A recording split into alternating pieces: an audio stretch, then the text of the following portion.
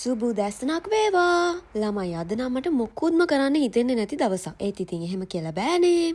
ලොක්කා වගේ උදේ පාන්දර 9:00ට ඇස් චෙක් කරගන්න අපොයින්ට්මන්ට් එකක් දාගෙන ඉන්නෙමේ. ඉතින් ඒකට යන තමයි මම මේ නීති මොංගල් එකේ ලෑස්ති වෙන්නේ. අපේ මේ ස්මෝකි බේබී ඉන්න ටී-ෂර්ට් එක තමයි මං අද ඇඳගෙන යන්නේ. ළමයි මේ vlog එකට කලින් උදේ පාන්දර නැගිටලා හස්බන්ඩ්ට පාන් හදද්දී මටත් හදාගත්ත පාන් පෙත තමයි මේ. අද මම කොච්චර අපතයිද කියනවනම් තාම ඇඳවත් අස් කරගෙන නැහැ. ඇස් චෙක් කරගන්න යන්නේ. ඒක නිසා ලොකුවට මේකප් දාන්නේ නැහැ ළමයි. මොකද ඔළුව එහෙම හිතියන්න වෙනවනේ. එතකොට ඉතින් මේ මේකප් කොහේ හරි ගෑවුනොත් එහෙම මල ජංජාලයක් වෙන්නේ. විශේෂයෙන්ම මගේ ඇස් දෙකේ මොකුත්ම ගෑවේ නැහැ. අනේ නෑනේ මම මේ නාකි වෙලා මොකුත් හින්දා නෙමෙයි ඇස් චෙක් කරන්න යන්නේ. පහුගිය දවස් ටිකේම මම දරුණු ඔළුව කැක්කුම ගින් පීඩා විඳිමින් තමයි හිටියේ. ඉතින් ඉවසන්න බැරිම තැන මම බෙහෙත් ගන්න ගියා. ඉතින් ඒ දොස්තර නෝන මට කිව්වා ගිහිල්ලා ඇස් ටික චෙක් කරගන්න කියලා. මේ හැම දෙයකටම වැරදි ඔයාලා. මොකද මට මේ ඔළුව කැක්කුම හැදෙන්න පටන් ගත්තේ දවසම ෆෝන් එකේ ඉඳලා. අයි ඉතින් ඔයාලා මෙතන මිනි vlogs කියලා මැරෙන්න හදනවනේ. දැන් පිළිගන්නවද වැරද්ද? පේනව නේද මට අන්තිමේදී සිද්ධ වෙලා තියෙන දේ. කොහොම හරි ඉතින් උන දේ වෙලා ඉවරයි. අපි දැන් අදාළ ස්ථානයට සැපත් වෙලා ඉන්නේ. බලමු මේ අක්කා මොනවද කියන්නේ කියලා. මට කෙලින් ගිහින් දකුණට ගිහින් වමට ගිහින් උඩට යන්න කිව්වා. මෙතෙන් ගොඩ වෙනකොට ඉතින් මං දැනගත්ත කණ්ණාඩියක් ඇඟේ ගහලම තමයි යවන්නේ කියලා. කොහොම හරි ඉතින් අපි ගිහිල්ලාම බලමුකෝ මොනවද වෙන්නේ කියලා. මුලින්ම මෙන්න මේ සුදු බෝලයක් වගේ ඉන්න අක්කා මට ෆෝම් එකක් දුන්නා ෆිල් කරලා ගෙනත් දෙන්න කියලා. පැත්තකට ගිහිල්ලා ඉතින් වාඩි වෙලා මම මේකේ අහලා තියෙන ප්‍රශ්නවලට පිළිතුරු සපයන්න පටන් ගත්තා. මේ වෙලාවට ඉතින් නමත් අමතක වෙනවා ළමයි. ඕකේ. මෙන්න තියෙනවා ෆෝම් එක. දැන් මොකද වෙන්නේ කියන්නකෝ. ඊට පස්සේ ආමාව කළුවර කාමරයකට එක් කරගෙන ගියා. මං හොඳටම බය වුණා. බොරු. ඉතින් මෙයා තමයි මගේ ඇස් දෙක පරීක්ෂා කරන්නේ. එයා කියපු දේවල් මට ඔයාලට කියන්න තියා මටවත් තේරුනේ නෑ ළමයි. ඊට පස්සේ මාව ෂෝප් දොස්තර අයියා කෙනෙක් ගාවට යවුවා. දොස්තර අයියාගේ ලස්සන බලන්න ගිහින් මට වීඩියෝ එකක් ගන්න අමතක වුණා. දොස්තර අයියා මට නිර්දේශ කරපු විදිහට මම ගියා කණ්ණාඩියක් බලන්න. මං හිතන්නේ ළමයි මේ ලෝකේ තියෙන අමාරුම වැඩවලින් එකක් තමයි මේ ෆ්‍රේම් එකක් තෝරගන්න එක. නැද්ද මං අහන්නේ. ඉතින් දොස්තර අයියා මට මුලින්ම කිව්වේ ඔයාලට වීඩියෝ හදන එක නවත්තන්න කියලා. මං කිව්වා අම්මෝ පොට්ට වෙලා ගියත් මට ඒක නම් කරන්න බෑ කියලා. ඊට පස්සේ තමයි ඉතින් එයා මට එහෙනම් කණ්ණාඩිය ක්වත් දාගෙන ඕක කොරන්න කියලා ලියලා දුන්නේ.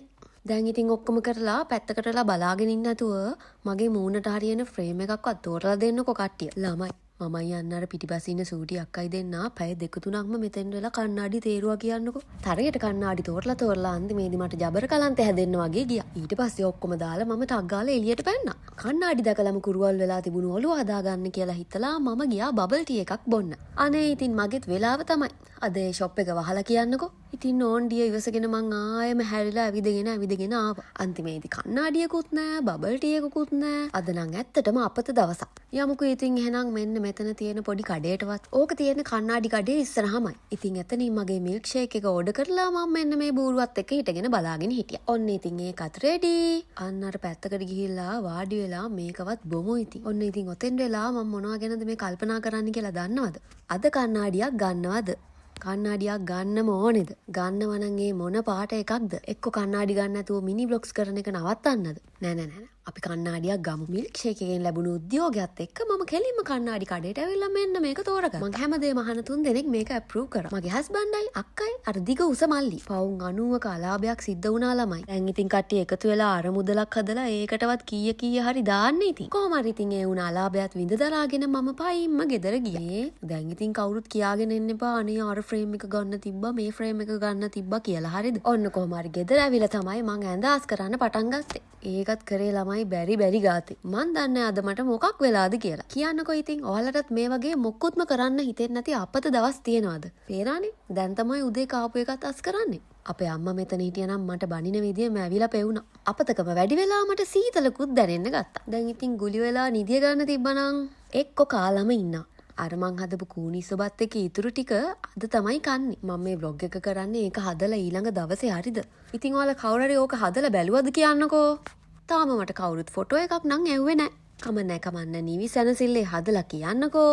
එන ඉතින් ඔන්න මම දැන් දිවා භෝජනය අනුභව කරන්නයි යන්නේ. කෑවට පස්සේ 9:50ක් ලැබෙයි කියලා හිතුවට එහෙම උනේ නෑ ළමයි. තිබුණටත් වඩා අපතකමක් ගැහුවා. ඊට පස්සේ මම මෙන්න මේ චොකලට් එකකුත් කාලා පොඩි වැඩක් පටන් ගත්තා. මම මේ දවස්වල පුරුදු වෙන සංගීත භාණ්ඩය තමයි මේ තියෙන්නේ. නිදිමතේම මම අර අයියා කියා දෙන පාඩම ඉගෙන ගත්තා. මට චුට්ටක් ගිටාර් ගහන්න පුළුවන් ළමයි. ඒත් ඉතින් මගේ ගිටාර් එක ගේන්න බැරි වුණ නිසා මං ගත්තා යුකලිලි එකක්.